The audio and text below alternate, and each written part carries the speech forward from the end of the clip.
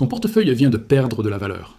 Pas à cause de l'inflation, pas à cause des taux d'intérêt, à cause d'un événement qui s'est passé à des milliers de kilomètres de chez toi, que les médias, grand public, n'ont pas encore vraiment expliqué, et dont les conséquences financières vont te toucher directement dans les prochains mois. Je vais t'expliquer exactement ce qui se passe, et pourquoi les gens qui ne comprennent pas ce moment précis vont se retrouver du mauvais côté de l'histoire économique.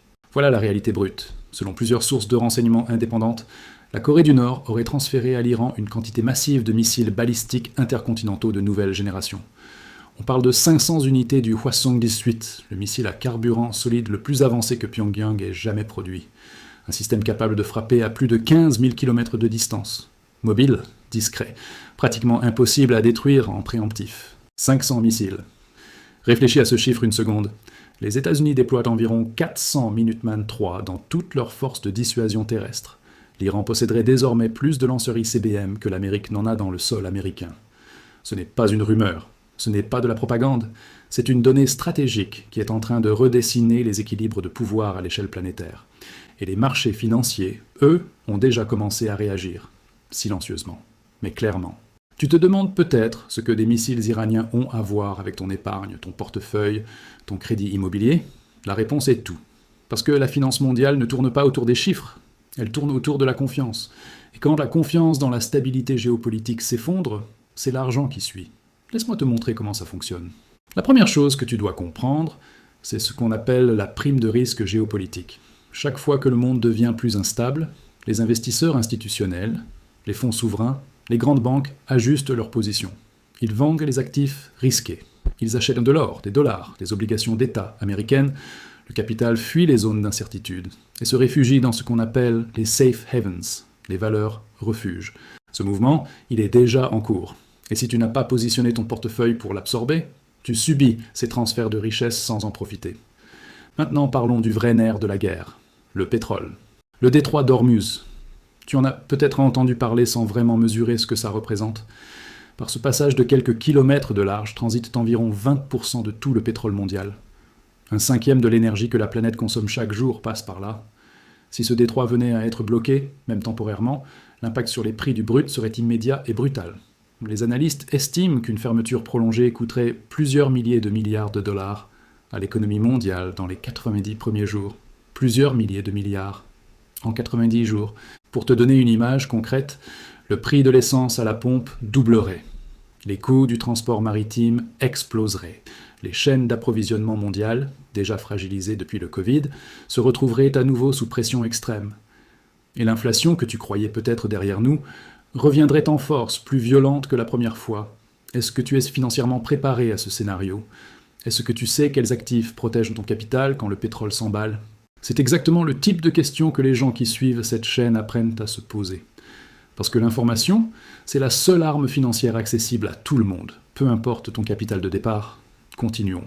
Le Hwasong-18 est fondamentalement différent des générations précédentes de missiles.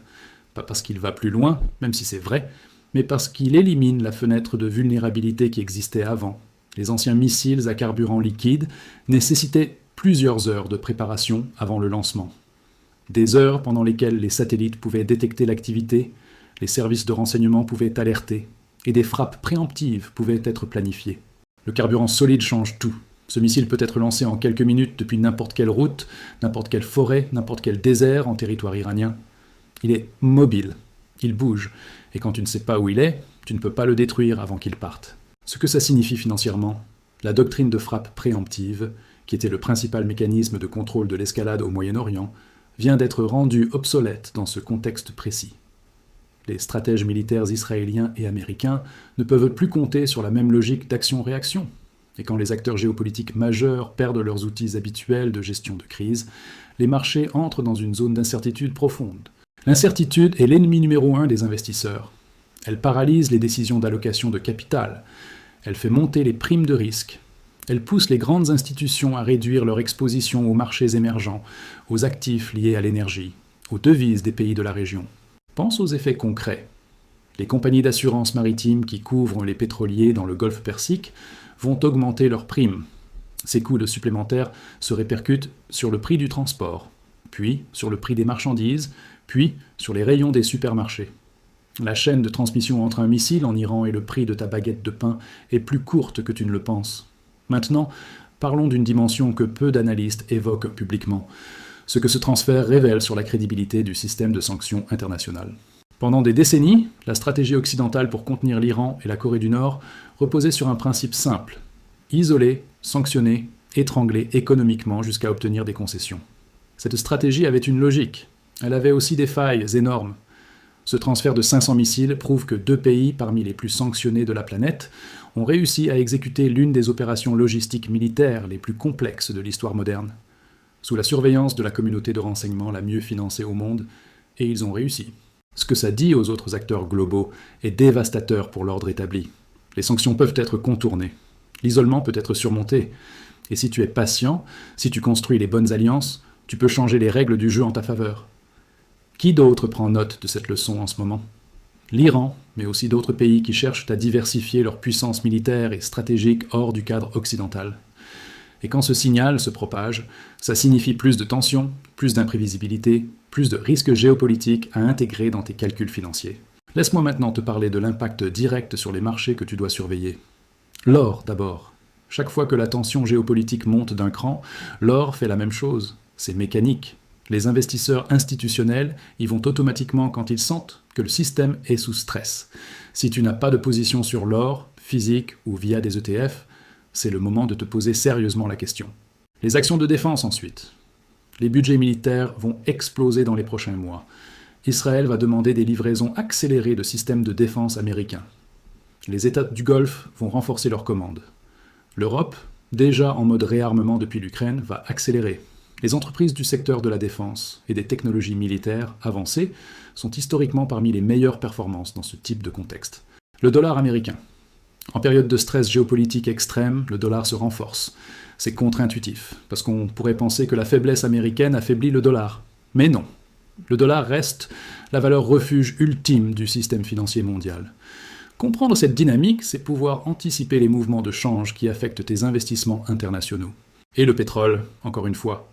Une tension prolongée dans la région du Golfe, même sans conflit ouvert, maintient une prime de risque intégrée dans les prix du brut.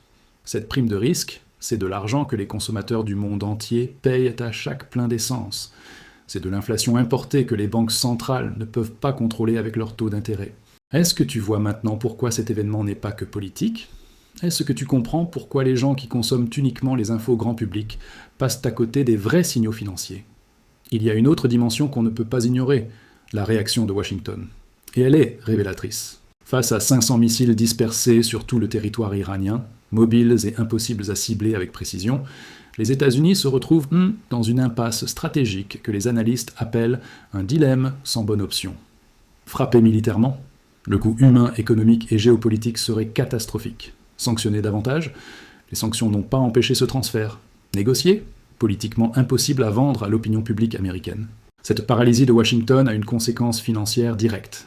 L'érosion lente mais certaine de la crédibilité de la projection de puissance américaine, et quand les États-Unis semblent moins capables d'imposer leur volonté, le dollar en tant que monnaie de réserve mondiale était questionné à la marge. Pas effondré, mais questionné. La dédollarisation que la Chine et la Russie prônent depuis des années trouve dans chaque épisode de ce type un nouvel argument. Les pays du Golfe, qui voient l'Iran se renforcer de manière spectaculaire, vont accélérer leurs rapprochements diplomatiques, leurs accords commerciaux en dehors du système dollar. Ces mouvements sont lents, mais ils sont réels, et ils reconfigurent progressivement l'architecture du pouvoir financier mondial. Pour toi, concrètement, ça signifie que la diversification géographique et monétaire de ton épargne n'est plus une option réservée aux ultra-riches. C'est une nécessité pour quiconque veut protéger son patrimoine dans un monde où l'ordre établi vacille. Terminons par ce que tu dois retenir. Nous vivons une transition d'époque, pas une crise passagère, une reconfiguration profonde des équilibres de puissance qui va durer des années, peut-être des décennies. Le transfert de missiles dont nous parlons n'est qu'un symptôme visible d'une transformation plus large. La fin de l'unipolarité américaine et l'émergence d'un monde multipolaire où plusieurs acteurs peuvent défier les règles du système. Dans ce monde-là, les vieilles certitudes financières ne tiennent plus. L'idée que la croissance mondiale sera toujours là, stable et prévisible, que l'inflation sera maîtrisée, que les marchés émergents convergeront vers la stabilité, tout cela doit être remis en question. Les gens qui s'en sortiront financièrement dans ce contexte ne sont pas nécessairement ceux qui ont le plus d'argent aujourd'hui. Ce Ce sont ceux qui comprennent ce qui se passe vraiment, ceux qui savent lire les signaux géopolitiques et les traduire en décisions financières concrètes, ceux qui restent informés quand les autres regardent ailleurs. C'est exactement pour ça que cette chaîne existe, pas pour te faire peur, pour te donner les outils de compréhension que les médias traditionnels ne fournissent pas, pour que tu sois parmi ceux qui anticipent plutôt que parmi ceux qui subissent. La question que je te pose maintenant, selon toi, quel sera le premier marché à réagir violemment si la tension au Moyen-Orient franchit un nouveau seuil? L'or, le pétrole, les actions de défense ou quelque chose d'autre? Donne-moi ton analyse dans les commentaires. Je lis tout. Si cette vidéo t'a appris quelque chose que tu ne savais pas il y a 15 minutes, fais une chose simple. Like, partage avec une personne dans ton entourage qui gère de l'argent et abonne-toi si tu ne l'es pas encore.